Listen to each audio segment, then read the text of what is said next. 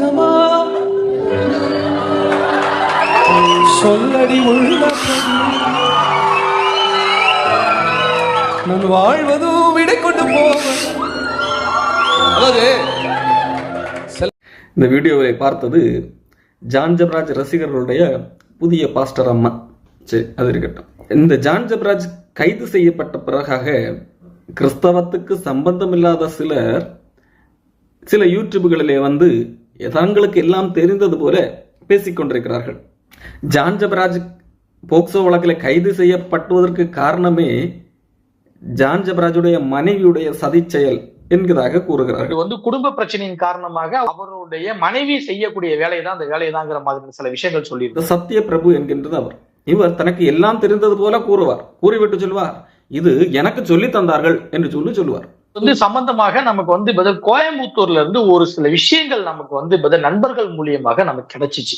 இவருக்கு அது யார் சொல்லிக் கொடுத்தது, இதற்கு பின்னணியிலே யார் இருக்கிறார்கள் என்கிறதை குறித்து இன்றைக்கு பார்க்க போகிறோம். கூடவே இந்த ஜான் ஜபராஜுடைய அந்த கள்ளக்காதல் இருக்கிறார்கள், அவருடைய பின்னணி என்ன, அவர் இதற்கு முன்பதாக என்னெல்லாம் செய்திருக்கிறார் என்கிறதை குறித்தும் பார்க்க போகிறோம். இந்த சத்திய பிரபு என்கின்றவர் கூறுகிறது ஒரு அடிப்படை இல்லாத ஒரு குற்றச்சாட்டு. ஜான் ஜபராஜ் போக்சோ வழக்கில் கைது செய்யப்படுவதற்கு காரணம் அவர் அந்த குற்றம் செய்யவில்லை, மாறாக மனைவியுடைய சதிச்செயல் என்பது ஒரு அடிப்படை தன்மையற்ற குற்றச்சாட்டு. இதற்காக அவர் மனைவி மீது பல்வேறு விதமான பழிகளை போடுகிறார். மனைவி வீட்டிலே சமைக்க மாட்டார், மாதந்தோறும் 2 லட்சம் ரூபாய்க்கு ஐடிசியிலே ஆர்டர் பண்ணி சாப்பிடுவார், வீட்டிலே உட்கார்ந்து மனைவி நண்பர்களுமாக குடிக்கிறார்கள், இப்படி ஜான் ஜபராஜை துன்புறுத்தினார்கள், ஜான் ஜபராஜ் மிக நல்லவன் என்கிறது போல அதில் பேசியிருந்தார். இந்த ஆதாரமற்ற குற்றச்சாட்டு எந்த அளவிற்கு பொய் என்பதை நான் ஆதாரத்தோடு வேறொரு வீடியோவில் நிரூபித்திருக்கிறேன். ஜான் ஜபராஜ் மீது யார் வழக்கு பதிந்தார்களோ அதே சிறுமிகள் தான் ஜான் ஜபராஜுடைய மனைவியின் தம்பியின் மீதும் அதே வழக்கை பதிந்திருக்கிறார்கள். உண்மையிலேயே ஜான் ஜபராஜுடைய மச்சான் இவர்கள் மீது இந்த பாய்ந்த இந்த வழக்கிற்கும் ஜான் ஜபராஜுடைய மனைவிக்கும் அவர்களுடைய குடும்பத்திற்கும் எந்த சம்பந்தமும் இல்லை. இது ஜான் ஜபராஜ் மற்றும் ஜான் ஜபராஜுடைய மச்சான் இவர்களால் பாதிக்கப்பட்ட சிறுமிகள். அவர்களிடத்திலே காவலர்கள் விசாரித்த போது இவர்கள் இப்படி தவறு செய்தார்கள் என்று சொன்னதன் அடிப்படையிலே அவர்களிடத்திலிருந்து புகார் பெறப்பட்டு பதியப்பட்ட வழக்கு. விஷயம் எப்படி இருக்க, இந்த சத்திய பிரபு என்கின்ற இந்த நபர் ஏன் மனைவி மீது குற்றம் சாட்டுகிறார்? இந்த நபருக்கு ஜான் ஜபராஜ் யார் என்றே தெரியாது. இவர் கிறிஸ்தவத்தை சேர்ந்த நபரும் கிடையாது. இவர் இருக்கிற பகுதி கோயம்புத்தூரும் கிடையாது. இவர் இருக்கிறது சென்னையிலே இருக்கிற நபருக்கும் ஜான் ஜபராஜுக்கு இதுக்கு முன்பதாக எந்த ஒரு தொடர்பும் இல்லாத நபர் எப்படி திடீரென்று ஜான் ஜபராஜுக்கு ஆதரவாக பேச முடியும்? இவருக்கு ஒரு சிலர் தகவல் கொடுத்திருக்கிறார்கள், இவரை இப்படி பேச சொல்லி கொடுத்திருக்கிறார்கள். அப்படி பேச சொல்லி கொடுத்ததை தான் இவர் வந்து ஒப்பிக்கிறார். நமக்கு வேண்டப்பட்ட சோர்ஸ்கள்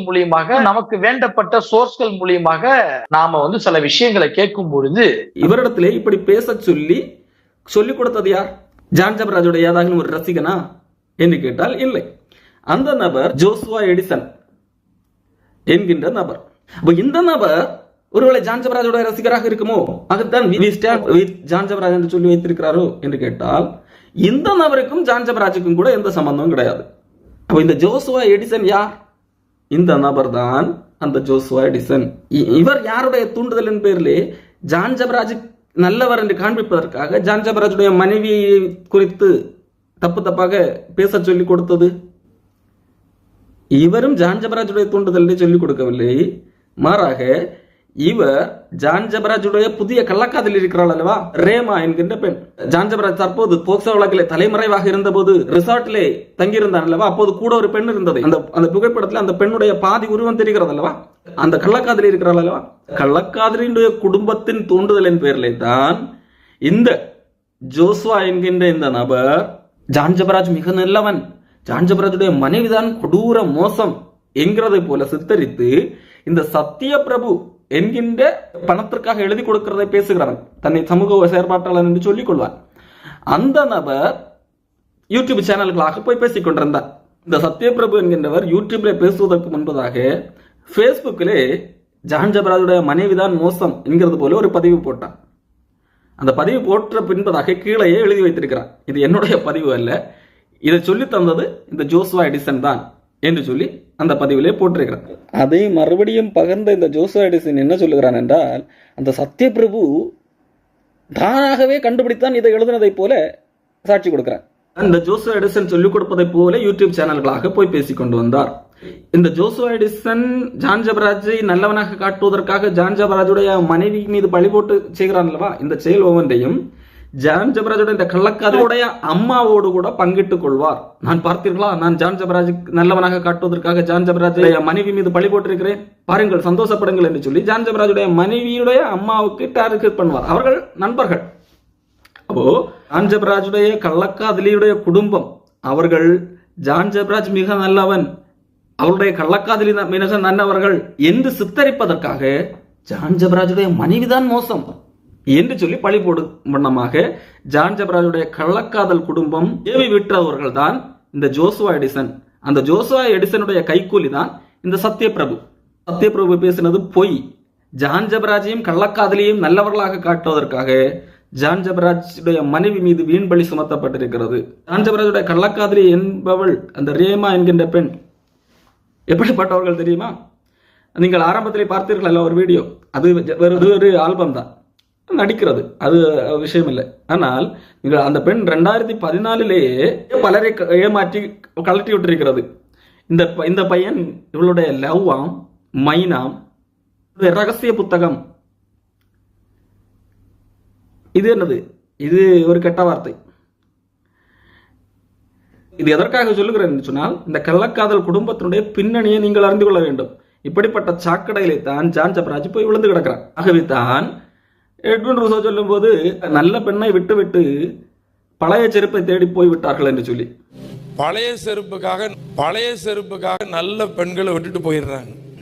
ஜான் ஜபராஜ் மிக மிக நல்லவன், அந்த பொன் தான் சாக்கடை, அவன் போய் சாக்கடையில் விழுந்தான் என்றுதான் சொல்ல வரவில்லை. ஜான் ஜபராஜும் ஒரு சாக்கடை தான். சாக்கடையும் கலந்து விட்டது. அல்லது அந்த பெண் மட்டும் பழைய செருப்பு அல்ல, ஜான் ஜபராஜும் ஒரு பழைய செருப்பு தான். பழைய செருப்பும் கலந்து விட்டது. காரணம், ஜான் ஜபராஜ் இந்த பெண்ணோடு கள்ளக்காதல் செய்யும் என்பதாகவே ஏற்கனவே பல திருமணமான பெண்களோடு கூட கள்ள தொடர்பு கொண்டு பல குடும்பங்களை சின்ன பின்னமாக்கினவன். இந்த பெண்ணுடைய அப்பா ஒரு மதுபான கடை வைத்திருக்கிறார்.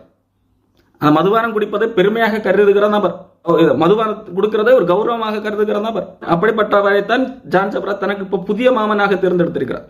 காரணம், இந்த கள்ளக்காதலுடைய அப்பாவோடு சேர்ந்து கொண்டால் இனி இலவசமாக புதிய மதுபான வகைகளை ருசி பார்க்கலாம் இல்லவா, சேர்ந்து குடிக்கலாம், மாமனும் மருமகனும் சேர்ந்து குடிக்கலாம் போல. ஜான் ஜபராஜுடைய பெயர் கெட்டுவிட்டது, இந்த கள்ளக்காதலுடைய பெயர் கெட்டுவிட்டது. இதை கொஞ்சமாக மீட்டெடுக்க வேண்டும்.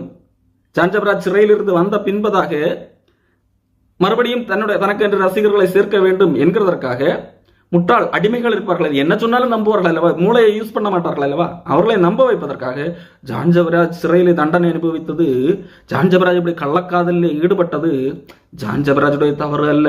ஜான் ஜபராஜுக்கு வேறு வழி இல்லை. ஜான் ஜபராஜுடைய மனைவி அவ்வளவு மோசம். அதனால் தான் ஜான் ஜபராஜ் வேறு வழி இல்லாமல் கள்ளக்காதலில் ஈடுபட்டார். அதனால் காண்டான இந்த ஜான் ஜபராஜுடைய மனைவி ஜான் ஜபராஜை பொய் கேஸ் போட்டு தண்டனை வாங்கி கொடுத்தார் என்று சொல்லி ஜான் ஜபராஜ் மீதும் ஜான் ஜபராஜுடைய கள்ளக்காதலின் மீதும் சிம்பத்தியை உருவாக்குவதற்காக இப்படி புனையப்படுகிற பொய்கள். இப்போ செய்ய வேண்டியது என்ன? ஜான் ஜபராஜ் மனம் திரும்ப வேண்டி இருக்கிறது. அந்த கள்ளக்காதல் தனங்களை எல்லாம் விட வேண்டி இருக்கிறது. செய்த குற்றத்தை உணர்ந்து அதுக்கு சட்டம் கொடுக்கிற தண்டனை அது பெற்றுக் கொள்ளட்டும். உணர்ந்து கடவுளிடத்திலே மனம் திரும்ப வேண்டும். தான் குடும்பத்துக்கு செய்த துரோகத்தை சரி செய்ய வேண்டும். தான் கடவுளுக்கு செய்த துரோகம், பெருங்கூட்ட மக்களை ஏமாற்றி தன்னுடைய பாடல் திறமையால், இசை திறமையால், பேச்சு திறமையால் மயக்கி கடவுளிடத்திலிருந்து மக்களை பிரித்து தனக்கு அடிமைகளாக மாற்றி வைத்திருக்கிறான் அல்லவா, அந்த கடவுளுக்கு எதிரான துரோக செயலிலிருந்து ஜான் ஜபராஜ் மனம் திரும்ப வேண்டும். கடவுளுடைய பெயரை சொல்லி மக்களை ஏமாற்றி சம்பாதித்த அந்த பணங்களை எல்லாம் மக்களுக்காக செலவு செய்து இனி ஒரு எளிமையான வாழ்க்கை வாழ வேண்டும் சிறையிலிருந்து வந்த பின்பு. அதுதான் ஜான் ஜபராஜ் மனம் திருப்புவதனுடைய அடையாளம். ஜான் ஜபராஜுடைய கள்ளக்காதலை என்ன செய்ய வேண்டும்? இந்த கள்ளக்காதல் தனங்களை எல்லாம் விட்டுவிட வேண்டும். இச்சை எத்தனை பேர், ஏன் பெண்ணே, ஏன் மனம் திரும்பு. இது விபச்சாரம், கடவுளுக்கு அருவருப்பான பாவம். உன்னுடைய விபச்சாரத்தனத்தை நியாயப்படுத்துவதற்காக கணவனுக்கு உண்மையாக வாழ வேண்டும் என்று நினைக்கிற மனைவியின் மேல், உண்மையான மனைவியின் மேல் பொய் புகார் கொடுக்கிறார். ஜான் ஜபராஜ் டைவர்ஸுக்காக வழக்கு பதிவு செய்த போது ஜான் ஜபராஜுடைய மனைவி டைவர்ஸ் கொடுக்கவில்லை, கொடுக்க முடியாது, எனக்கு நீதான் வேண்டும் என்று சொல்லி உறுதியாக நின்றார். பெண்ணை நீ மனம் திரும்பு. பெண்ணுடைய குடும்பம், ஜான் ஜபராஜோட கள்ளக்காதலி குடும்பமாக மனம் திரும்ப வேண்டும். உங்களுடைய ஃப்ராடுத்தனங்களை எல்லாம் விட்டு, பொய்யான வழிகளை எல்லாம் விட்டு கடவுளிடத்திலே மனம் திரும்புங்கள். இந்த உலகம் முழுவதையும் நீங்கள் ஆதாயப்படுத்தினாலும் உங்கள் ஆத்மாவை நஷ்டப்படுத்தினால் அதனால் லாபம் என்ன? கடவுளுடைய சமூகத்திலே வந்து உங்கள் பாவங்களை அறிக்கையிட்டு அவர்களை விட்டு விடுங்கள். ஜான் ஜபராஜுடைய ரசிகர்களை, நீங்கள் அவனுக்கு அடிமைகளாக இருக்கிறீர்கள். அந்த அடிமைத்தனத்தை விட்டு கடவுள் பக்கம் வாருங்கள். மனுஷருக்கு அடிமைகளாக ஆதிருங்கள். வேதாம் சொல்லுகிறது, கடவுளுக்கு உங்கள் வாழ்க்கை அடிமையாக ஒப்புக் கொடுங்கள். இந்த ஜான் ஜபராஜ் உங்களுக்கு மயக்கத்தை கொடுக்கிறார், கிறக்கத்தை கொடுக்கிறான் என்கிறதற்காக அவனுக்கு அடிமைகளாகிறீர்கள். இந்த உலகத்தோடு அவைகள் மாய்ந்து போகும். அவை உங்களை நித்தியத்திற்கு சேர்க்காது. தயவு செய்து நீங்கள் மனம் திரும்புங்கள்.